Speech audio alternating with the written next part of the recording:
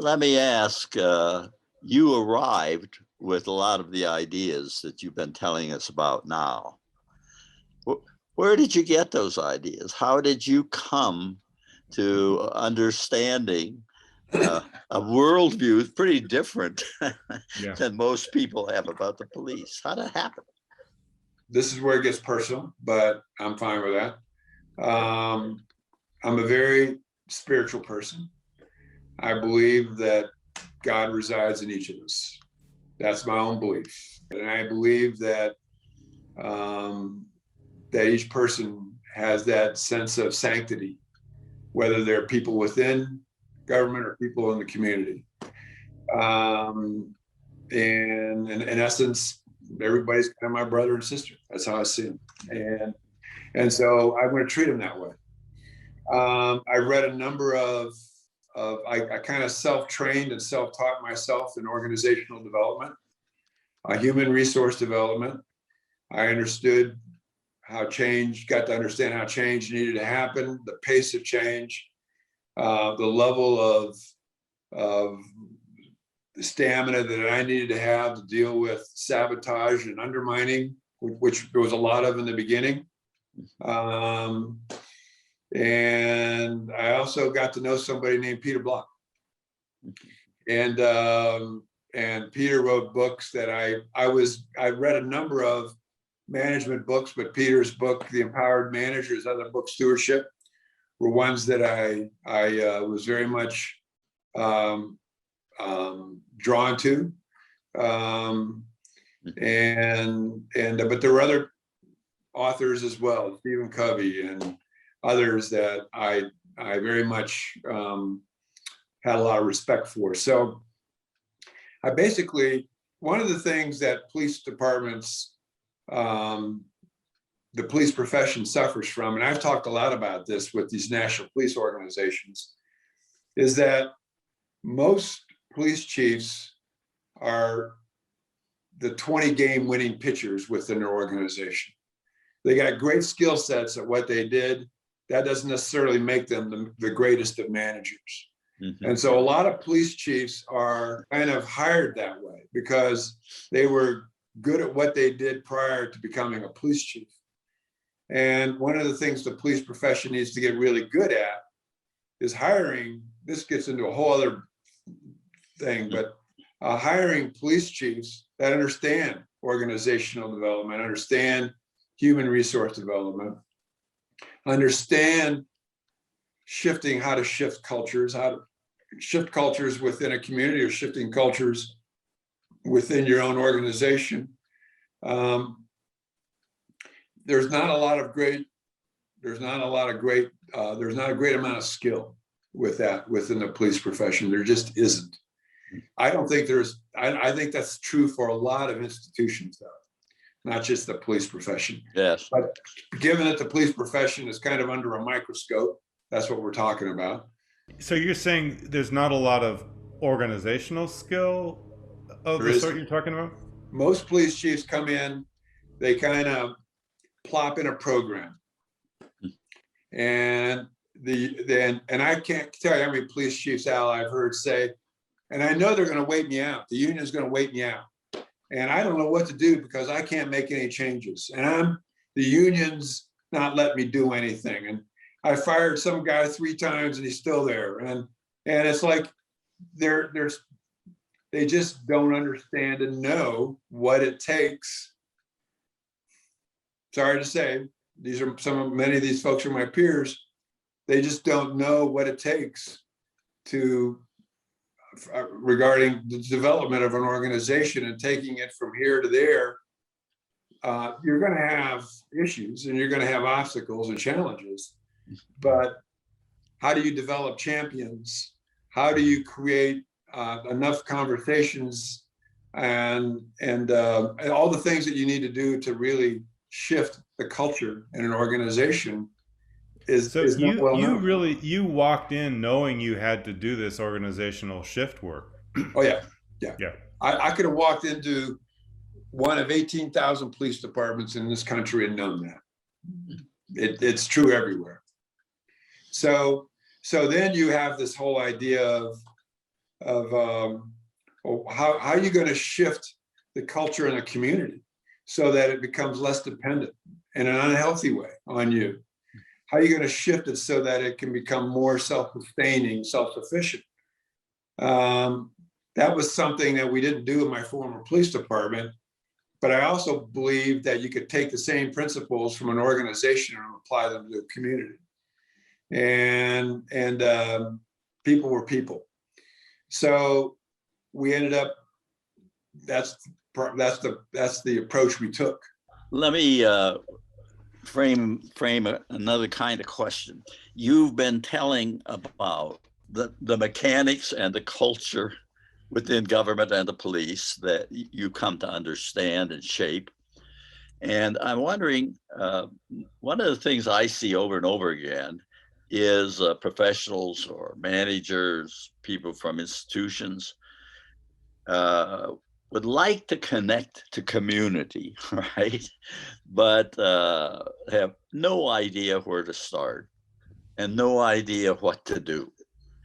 And so I'm wondering, you've given us some indications, but I'm wondering what you would say to an official about how can you begin to engage what we're calling the community, a neighborhood, in ways that will place you in a different relationship entirely from the one where you're fixing them, treating them, changing them, right? There's no shortcuts here, folks. Yeah. There really aren't. And there's no kind of magic formulas or anything like that. You just have to take the time, and you have to make a consistent, constant effort to be in neighborhoods with people. Mm-hmm. And maybe there is a way I haven't thought of, but what I did was I was the member of a lot of different nonprofit boards. My boss said, you can't, my boss encouraged me not to do that, and he wasn't going to do it because he thought it'd be conflict of interest stuff. Oh. A lot of people, officials, get caught up in that whole conflict of interest, that if I got to make a decision, I'm going to know all these people, and now what do I do? And I think that's a red herring kind of excuse. But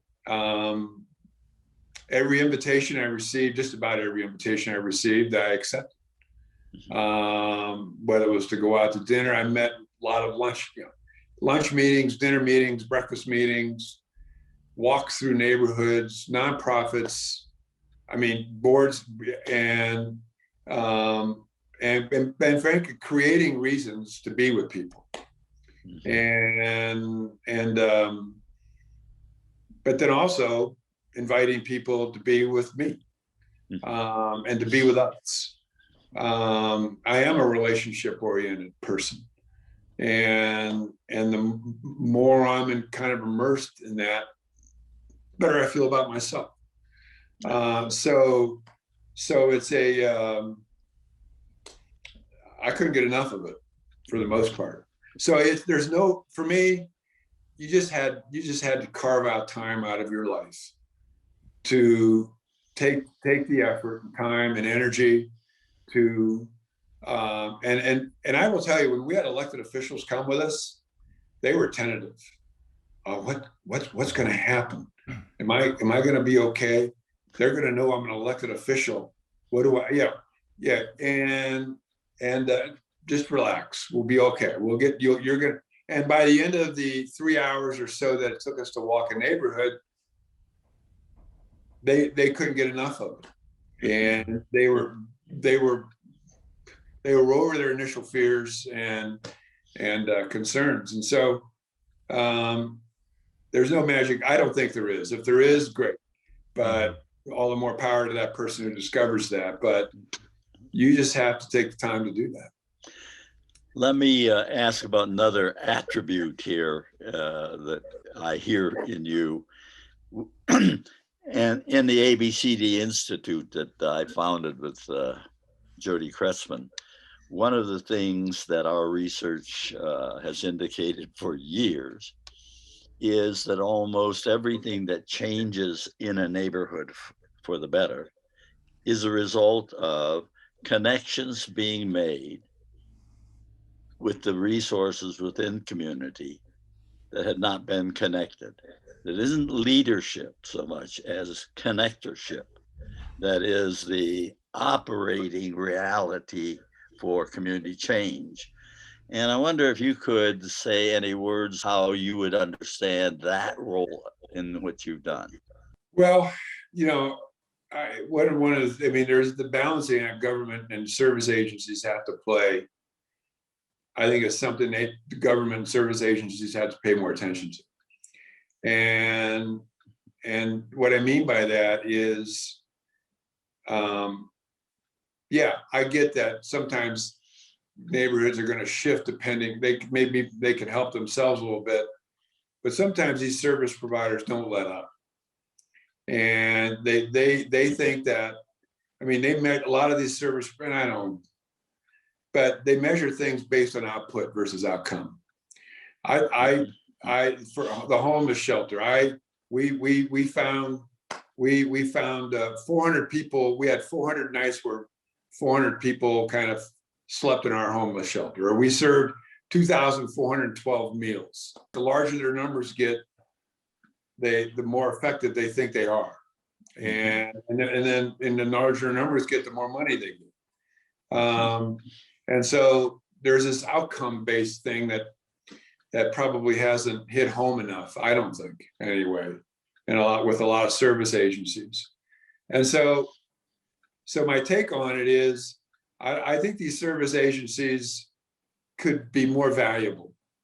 Just like we're reforming police, and I suggested that there was value that we needed to be thinking, not just in terms of transparency and equality, all the things that are kind of being mediaized now, but how can police and fire departments really add more value? And what's that value look like is what I think a lot of these service agencies that you're talking about need to do. That's my own take on it in terms of, and what's that mean? What's that mean in terms of their role and their function? And so I've seen a lot of service agencies sink their claws into something and never let go. And so next thing you know, there's that unhealthy dependency on things.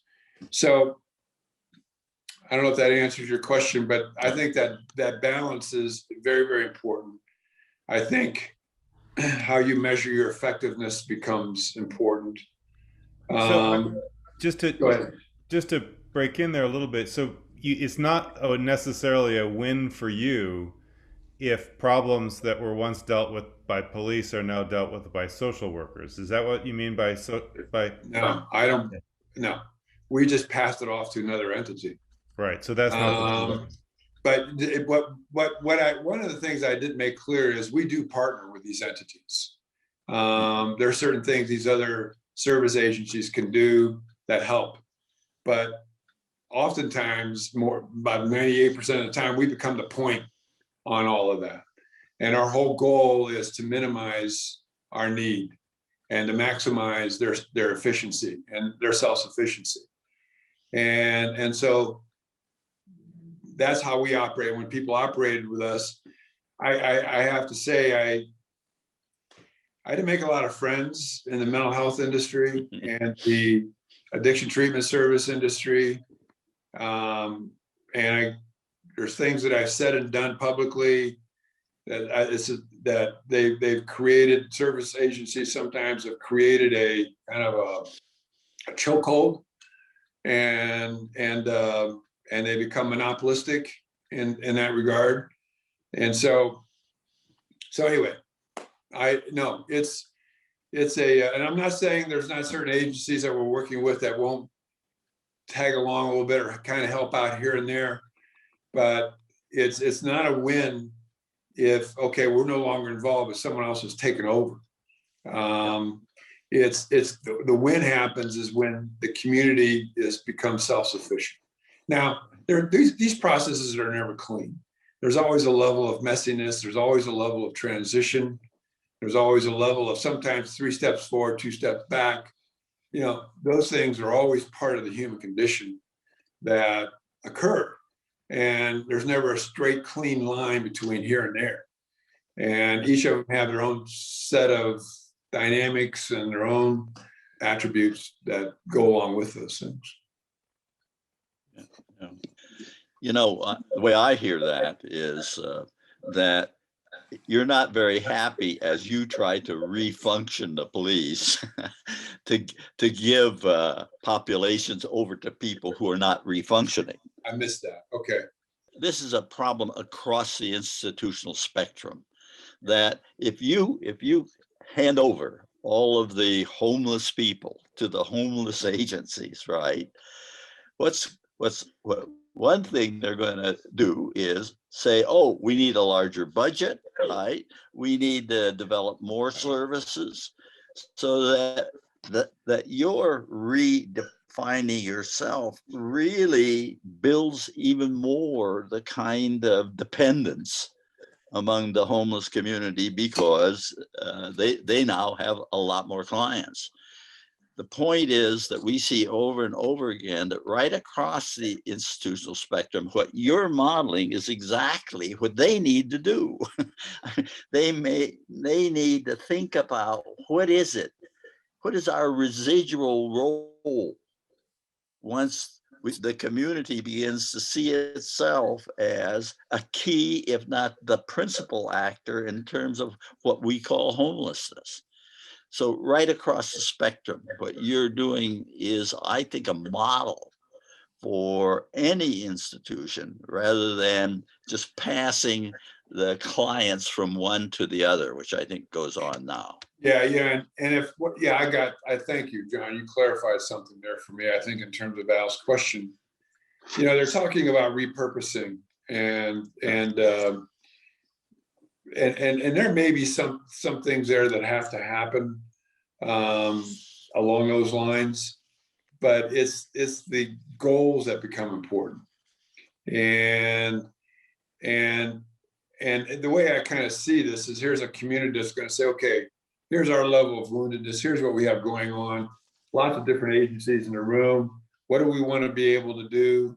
Well, self-sufficiency is the goal for everybody.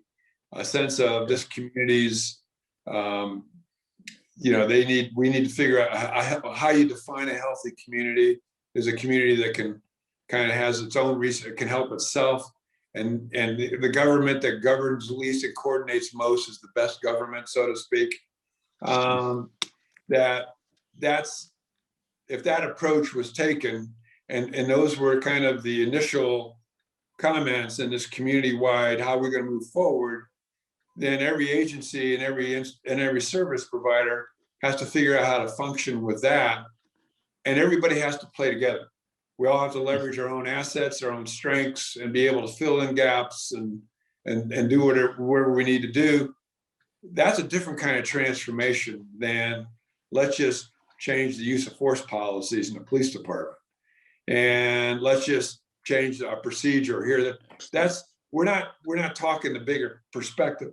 And when you get to that point, and that becomes the goal and the overarching what has to happen, I can 100% assure you that cultures within police departments will shift, and shift dramatically, if that becomes what a community wants to see. And when communities begin to see that, just like our officers, just like what you said, I can't blame management. Well, the community can't blame government. Yes. And so there's going to be that initial, no, I need that.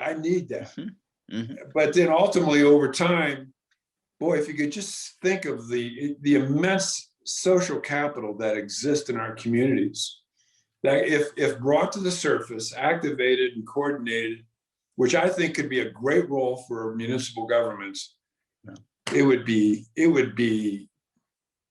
a step in the right direction.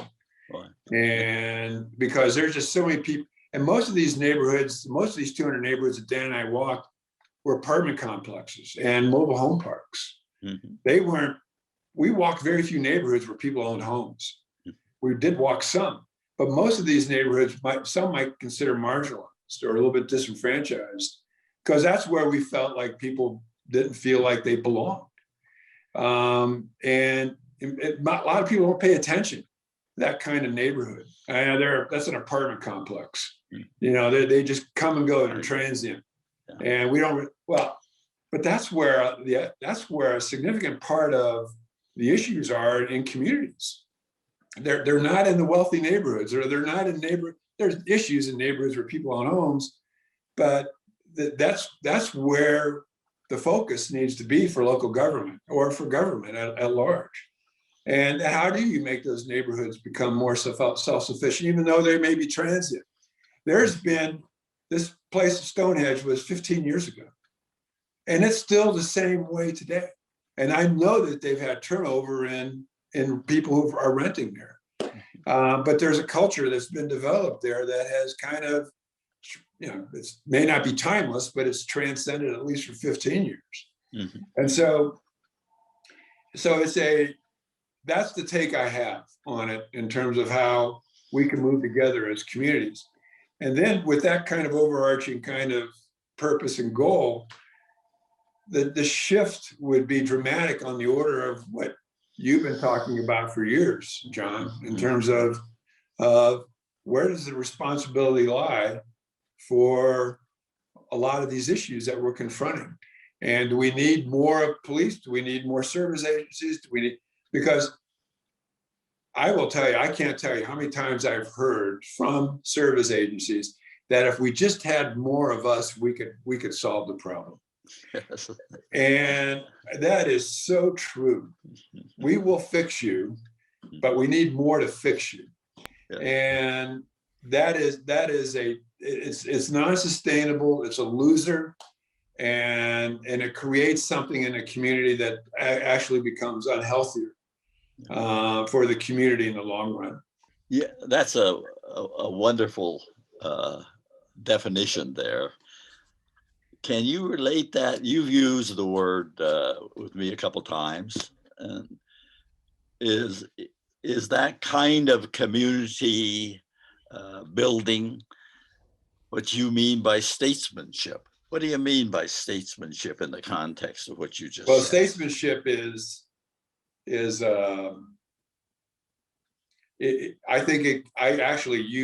I actually said we could probably, our communities would be healthier if we had more statespeople. I had a lot of women in the room, and so I used the word statespeople. And who knows what word you should use there, but it's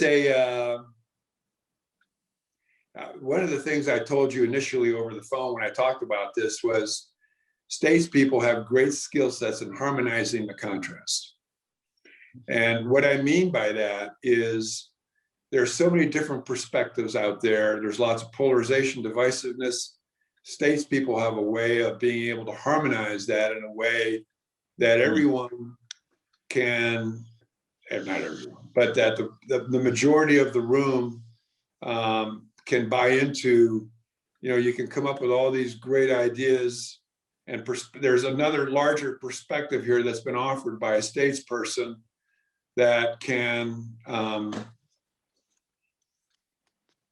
take into account everybody's perspective, and you create minimum amounts of resentment, defensiveness, animosity, because you have gotten bigger than the room. So, and that's what statespeople, I think, can do. There's a skill set that goes, not just a skill set, I think there's an ability there too that can kind of bring that together.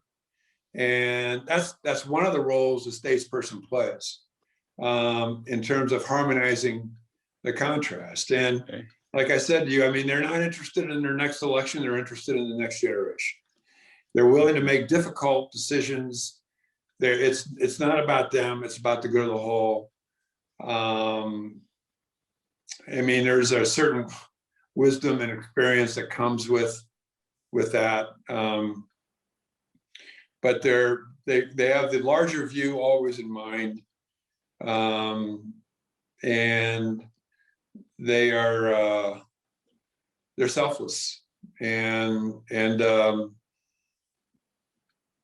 what's best for the entity that they're working for or they're representing becomes the absolute end in terms of what has to happen. And so I didn't explain all that real well, but it's a I think you get it, and you kind of know it when you see it. I mean, one of the greatest statesmanship statements ever made, and people don't remember it, is Abraham Lincoln's second inaugural address, where he said, "With charity for all and with malice for none, with none." I mean, he was being, I mean, at that point, we're trying to heal a nation. That was huge. And so anyway, it's it's just a way of being that you're bigger than the circumstances, you're bigger than what's there, and yet you have everybody's best interest at heart. Yeah. And you're a healer in that sense. That the result of what just they do can be very healing along those lines. Yes, it can be. Yeah. But everybody's voice counts, everybody's thoughts matter. And you know this, and everybody's humanness is valued. And so it's that's a big part of it. This isn't so much a question that could be answered in a few minutes, Mike, but when I saw the video that you had done with John for ABCD, I mean, I was really struck by the American common sense-ness of your approach. And I mean, it strikes a number of, I mean this in the nicest sense, but it strikes a number of core conservative American values. Okay? Community resilience, self-determination, solving your own problems. And yet, this is a radical perspective. Your ideas resonate with me, and I'm a card-carrying liberal. But I'm thinking that this also would appeal to people who might not necessarily look at restorative justice favorably, might be comfortable with concepts like war on crime, being tough on crime.